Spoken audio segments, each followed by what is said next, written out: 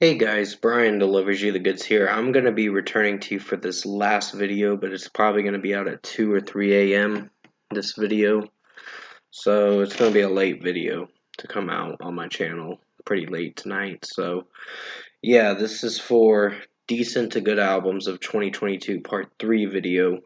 This is to continue where I left off from at number 47 to whatever number I get to in this video.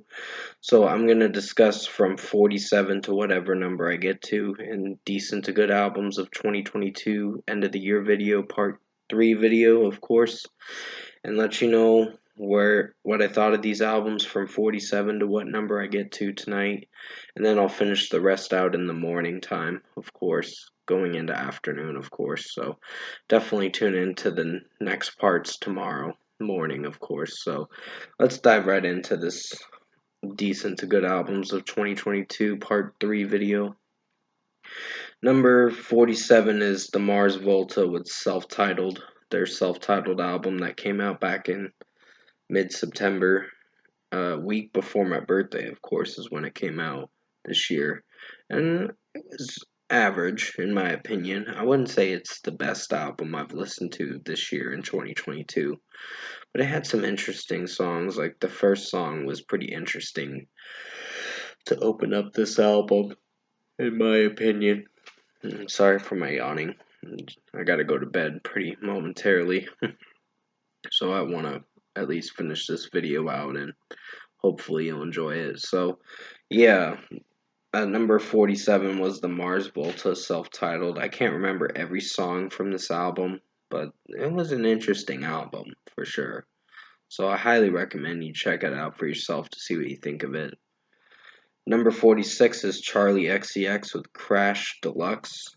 Now, I've only heard the regular edition, and I did hear the deluxe as well, but I can't remember all the songs from the deluxe. But there was a long title track for, not the title track, but a long titled song on the deluxe edition, if I remember correctly. And I did enjoy the song Crash. That song was interesting. I wouldn't say it's the best song from the album. New Shapes was interesting. Good Ones was interesting. I did enjoy Constant Repeat. That was probably my favorite. Lightning was solid, but it did get repetitive with the electronics in it.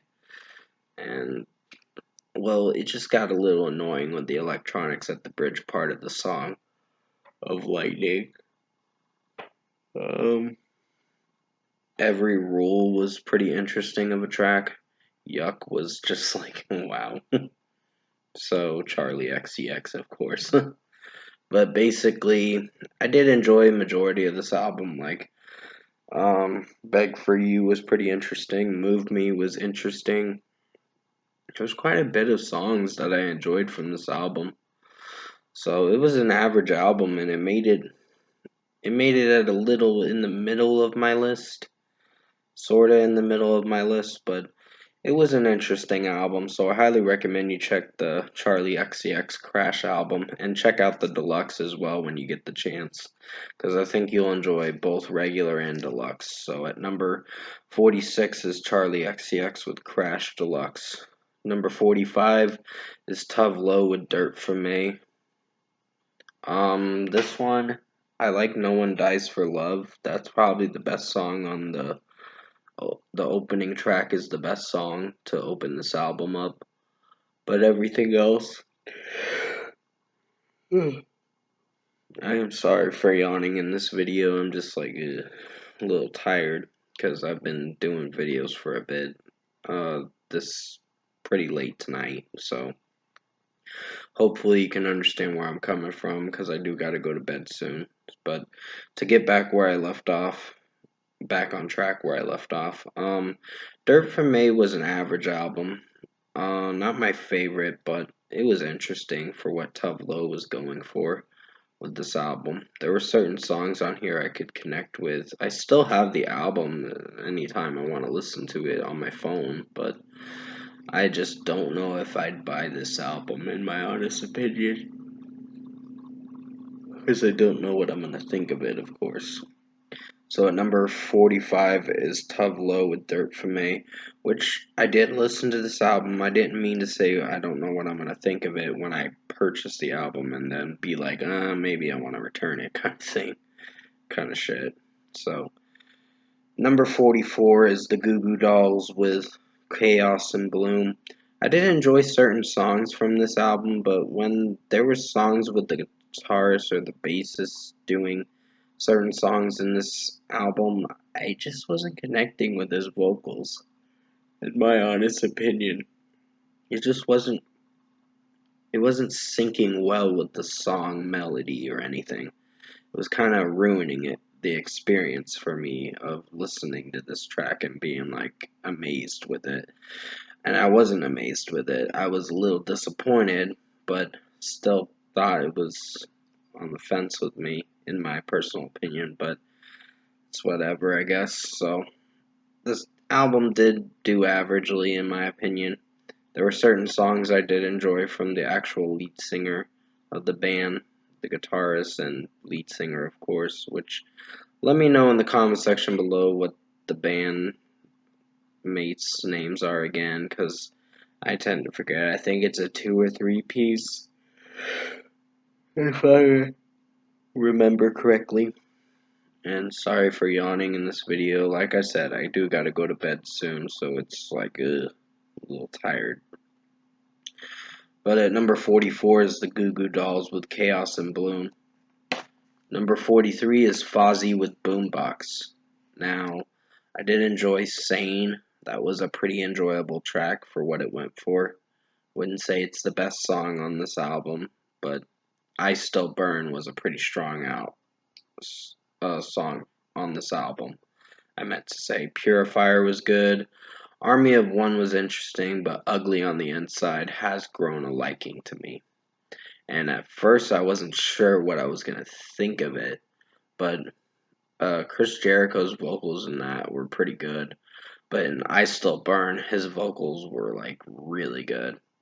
And Chris Jericho has pretty good vocal range in this whole album. Like Nowhere to Run was a pretty good song, even though that song came out 3 years ago.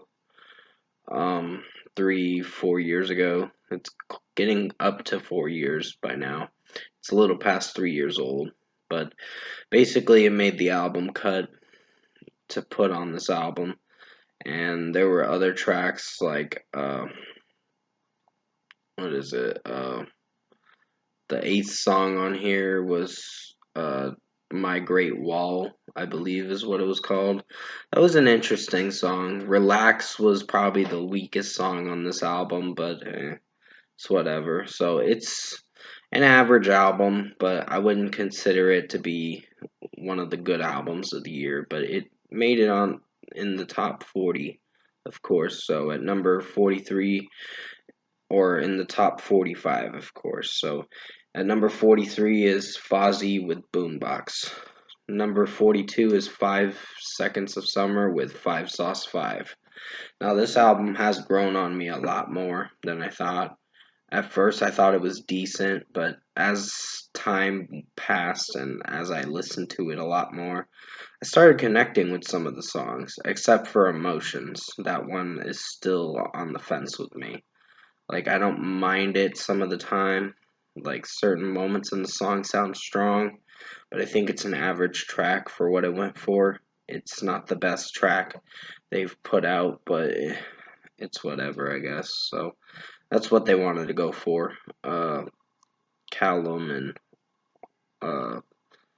all the others members as well, Luke Hemmings and uh, many others as well. I can't remember the other 2 members' name. It starts with an A and an M, if I remember correctly. But one of them has his names is with an A, and the other one's name is with an M. So let me know in the comment section below, because I tend to forget some of the bandmates' names some of the time. But still, 5 Sauce 5 was an interesting album. Blender was probably my favorite song from it. And I think Red Line was pretty interesting. Tears was probably a great closing track to this whole album, and the song Mood Swings was pretty interesting. I really liked that one. Um, with how Luke is singing the chorus, the "Without You" thing, it's pretty interesting of a lyric that he comes up with, the "I just want to fucking push you away" lyric. So pretty much enjoyed. Bleach was an interesting one.